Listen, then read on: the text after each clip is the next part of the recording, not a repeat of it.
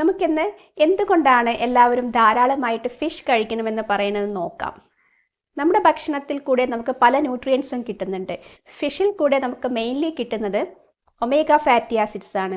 അതുകൂടാതെ പ്രോട്ടീനും കിട്ടുന്നുണ്ട്, മറ്റു മിനറൽസ് അയോഡിൻ, സെലിനിയം ഒക്കെ കിട്ടുന്നുണ്ട്.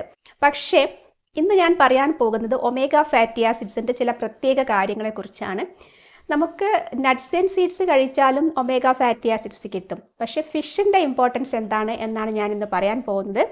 ഫിഷ് കഴിക്കുകയാണെങ്കിൽ നമുക്കൊരു പ്രത്യേക വിഭാഗത്തിൽപ്പെട്ട ഒമേഗ ഫാറ്റി ആസിഡ്, ശരീരത്തിന് വളരെ അത്യാവശ്യമായ ഒമേഗ ഫാറ്റി ആസിഡ്സ് ലഭിക്കും. ALA, EPA, DHA. ALA പറഞ്ഞാൽ ആൽഫ ലിനോയിക് ആസിഡും, DHA ഡോക്കോസ ഹെക്സൈനോയിക് ആസിഡും, EPA ഐക്കോസ പെൻറ്റൈനോയിക് ആസിഡുമാണ്. അപ്പോൾ ഈ പറഞ്ഞതിൽ ആദ്യത്തേത് നട്ട്സിലെല്ലാം ധാരാളമായിട്ടുണ്ട്, സീഡ്സിലും നട്ട്സിലൊക്കെ ഉണ്ട്, ഫ്രൂട്ട്സിലുണ്ട്. പക്ഷേ രണ്ടാമത്തേത് EPAയും DHAയും ഏറ്റവും കൂടുതൽ കാണുന്നത് ഫിഷും നോൺ വെജ് സോഴ്സസിലൊക്കെയാണ്, ഫിഷ് കോഡ് ലിവർ ഓയിലിലും ഒക്കെയാണ്. അപ്പോൾ ALA, EPAയും DHA ആയിട്ട് ബോഡിയിൽ കൺവേർട്ട് ചെയ്യപ്പെടാം, പക്ഷെ അത് ഒരു കുറഞ്ഞ തോതിലാണ് അങ്ങനെ ഒരു മാറ്റം ഉണ്ടാവുന്നത്, ALAയിൽ നിന്നും EPAയും DHAയുമായി മാറുന്നത്. പക്ഷെ നമുക്ക് ഡയറക്റ്റ്ലി EPAയും DHAയും ഫിഷിൽ നിന്ന് കിട്ടും.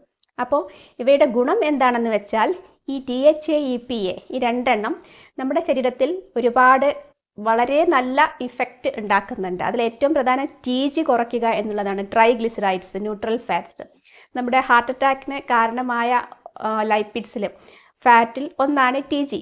അപ്പോൾ TG കുറയ്ക്കാൻ സഹായിക്കുന്നുണ്ട്. പിന്നെ ആൻറ്റി ഇൻഫ്ലമേറ്ററി റോൾസ് ഉണ്ട്. അതെല്ലാം ALAയേക്കാൾ കൂടുതൽ EPAയ്ക്കും DHAയ്ക്കുമാണ്.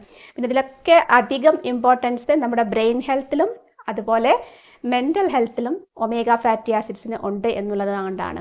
DHAയുടെ റോൾ എന്ന് പറയുകയാണെങ്കിൽ അമ്മയുടെ വയറ്റിൽ തന്നെ കുഞ്ഞിരിക്കുന്ന അവസ്ഥയിൽ പോലും ബ്രെയിനിൻ്റെ ഡെവലപ്മെൻറ്റ് DHA ആശ്രയിച്ചാണ് ഇരിക്കുന്നത്. DHA അത്രയ്ക്കും ഇമ്പോർട്ടൻ്റ് ആണ് നമ്മുടെ ബ്രെയിനിൻ്റെ വളർച്ചയ്ക്കും വികാസത്തിനും ഒക്കെ ഈ ഒമേഗ ഫാറ്റി ആസിഡ് വളരെ ഇമ്പോർട്ടൻ്റ് ആണ്, DHA എന്ന ഒമേഗ ഫാറ്റി ആസിഡ്.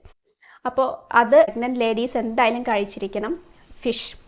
പിന്നെ അടുത്തത്, ഇത് നമ്മുടെ ബ്രെയിനിൻ്റെ കോഗ്നിറ്റീവ് ഫങ്ഷന്, അഡൾട്ട്സിലും കുട്ടികളിലും എല്ലാം കോഗ്നിറ്റീവ് ഫങ്ഷന് വളരെയധികം സഹായിക്കുന്നുണ്ട്. കോഗ്നിറ്റീവ് ഫങ്ഷൻ എന്ന് പറഞ്ഞാൽ നമുക്ക് ചിന്തിക്കുവാനും ഓർമ്മിക്കുവാനും അതുപോലെ കാര്യങ്ങൾ സ്റ്റോർ ചെയ്ത് വെക്കാനും പിന്നീട് നമ്മളെ മെമ്മറിയിൽ നിന്ന് എടുക്കാനും പിന്നീട് നമുക്ക് ഇൻ്റർപ്രിറ്റ് ചെയ്യാനും കാര്യങ്ങൾ വ്യാഖ്യാനിക്കാനൊക്കെയുള്ള അപഗ്രഥിക്കാനൊക്കെയുള്ള കഴിവിനെയാണ് ഈ കോഗ്നിഷൻ എന്ന് പറയുന്നത്. സ്റ്റേ അപ്ഡേറ്റഡ് വിത്ത് സാം സർ.